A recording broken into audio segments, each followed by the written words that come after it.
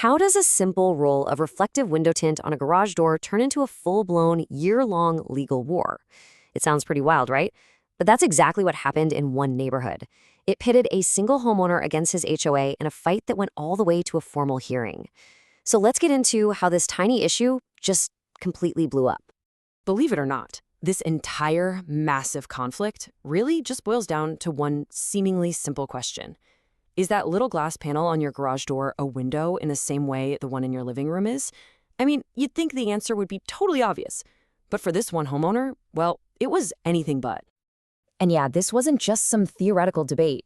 For a homeowner named Keith Shadden, the definition of the word window became the absolute core of a nasty dispute with his Las Brisas Community Association, a fight that would drag on for nearly a whole year.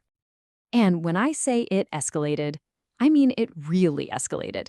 It all started with just a standard violation notice in August, but from there, it just kept climbing the ladder. First a board hearing, then an architectural appeal, and it all finally ended up in a formal administrative hearing almost 10 months later. So what was this all really about? All right, let's dig into the nitty-gritty of the violation itself. The entire problem started because of two different sections in the community's rulebook, the CC&Rs, that honestly seem to say two different things.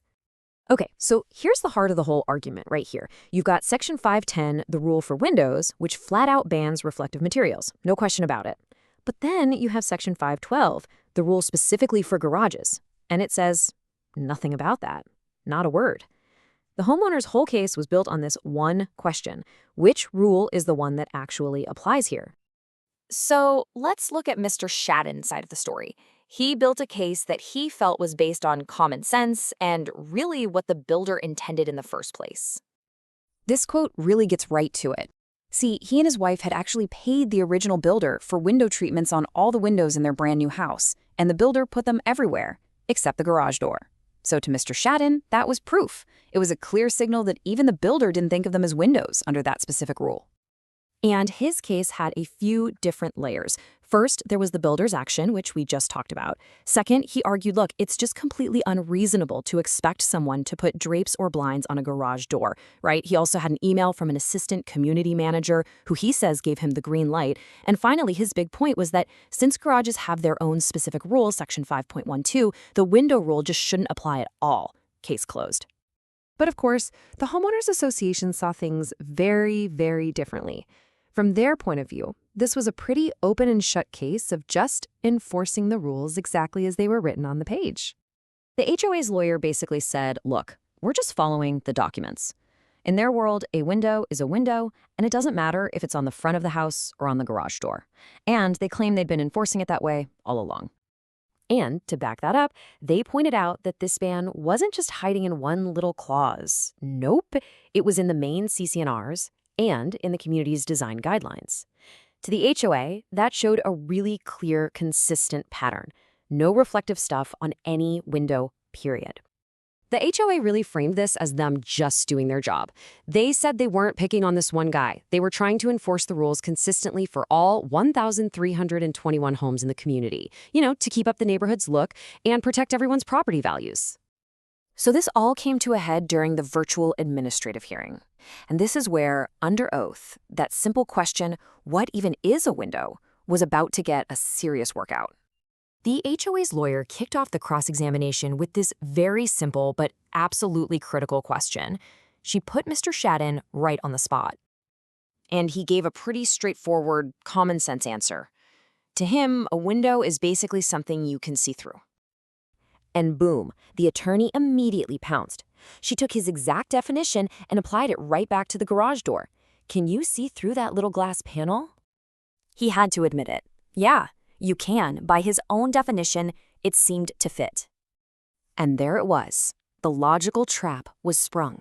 She used his own words to corner him into agreeing that the garage panels were, in fact, windows. And in that moment, you can really hear him realize it. He acknowledged the logic of her argument. Now, he still felt it was totally unreasonable to apply the rules that way, but he couldn't really deny that by a simple, plain definition, those glass panels were, well, windows. So with all the arguments made and all the testimony heard, it was finally time for the administrative law judge to make the call, to cut through all the talk about builder intent and common sense and just make a decision based strictly on the law. And what's so fascinating about this is that this entire year-long mess was ultimately decided by applying one single, very old, and very powerful legal idea. And that idea is called the plain meaning rule. It's actually pretty simple. It just says that when you're reading a contract, you give the words their normal, everyday meaning, unless the contract itself gives them a special definition. And in this case, the HOA documents never gave a special definition for the word window. So the judge ruled that the plain, everyday meaning of window is just a transparent opening. Simple as that. And since the window rule didn't have a little asterisk that said, does not apply to garages, it had to apply to all windows, no matter where they were. And just like that, Mr. Shadden's petition was dismissed. The judge sided with the HOA.